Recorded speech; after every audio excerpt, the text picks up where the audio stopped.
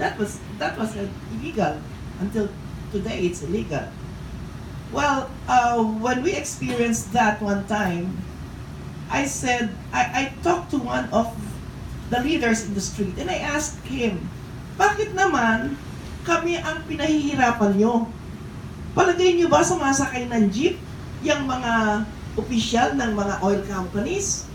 Plus, the oil companies you're fighting with are just, branches of oil companies abroad.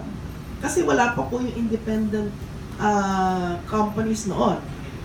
Alam niyo, para kayong nagpunta sa isang Jollibee, inaway niyo yung store owner or store manager. Babaan niyo yung presyo ninyo. Kung hindi, i-strike ko kayo. But they do not have any power to do that. Why don't you go to the US, look for Seven Sisters there, the Caltex head office, and do your rally there. Not here in the Philippines. Yes. Yung mga grupo noong friend ko. So, I went to the office. It was very difficult. And I looked for 5 friends. Sabi ko, enough is enough. Kailangan ng merong voice ang commuters. So when we organized, we had our SEC registration, our mayor's permit, and all the clearances. I submitted it to LTFRB and asked them to recognize us as one of the stakeholders, and they did. So when the day of public hearing came, I was there alone because all my friends are working.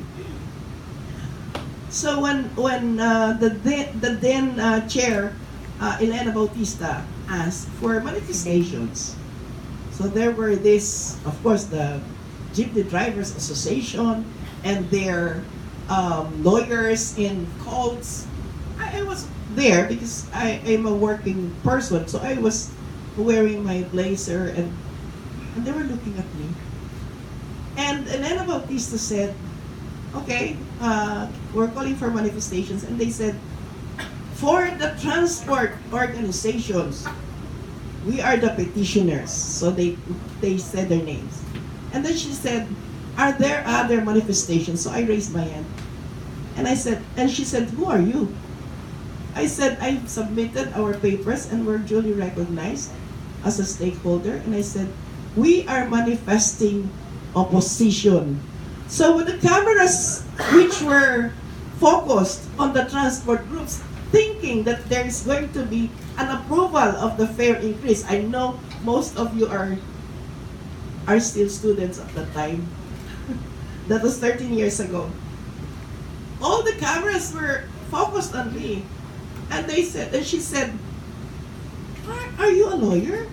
And I said, do I need to be a lawyer to represent the 40 million commuters of the country? And she said, no, of course not.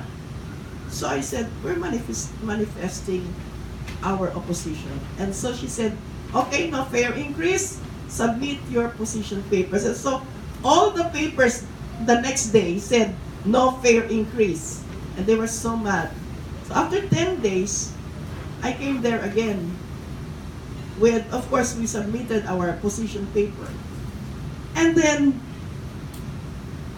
when the lawyers of the transport, the jeepney organization, saw the 2 people I was with, they left the hall. They did not even sign the attendance sheet. They left the leaders alone. Because the 2 people I was with was the late Solicitor General Goco and the President of the Integrated Bar of the Philippines, Vicente Millora. And when they saw them, they left the hall. But then, from that time on, I thought we would be looking only on the problem of fare increases, only to find out there are more and more problems inside the transport industry. One of the main problems, according to Mr. George San Mateo of Piston, the problem they have about the race in the oil prices is that it doesn't give them any earnings anymore because they're... So I asked him, what is the efficiency of your engines? And he said, well, alam ninyo, yung amin hong mga makina ay tumatakbo ng 4 to 6 kilometers per liter. Sabi ko, sir, para kaya tang merong explorer na dala niyan. You know, ang laki ng cost ng iyong engine. At saka ho kami, mayat-maya na lang palit kami ng mga part ng aming ng aming sasakyan. Kaya malaki ang aming cost of operation. So sabi ko, sir, bakit hindi ba ang cost of operations dapat ina-absorb nyo yan? So I said I could understand where they were coming from, but that was no reason, you know. Ilang taon na po yung inyong sasakyan? Yung sasakyan po na sinasakyan ko, mula sa Pritil hanggang sa dulo ng Tayuman, yung pong sinakyan ko nung grade 1 pa ako, yun pa rin hanggang ngayon. Panahon pa ng, you know, I was born after the war. So ang sabi ko, panahon pa ho ng huling bakal yung mga sasakyan ninyo. Yan pa rin ngayon. So nakita ninyo ang dahilan kung bakit ganon kataas ang cost of operations nila. Okay? So, backtracking, you know, people have forgotten the real reason for transport. Yes. When all over the world, the source of economy was still agricultural, there was no need for this. The farmer would go to his farm and tend his farm and get his produce, bring it to the general store. But then population grew and grew and grew.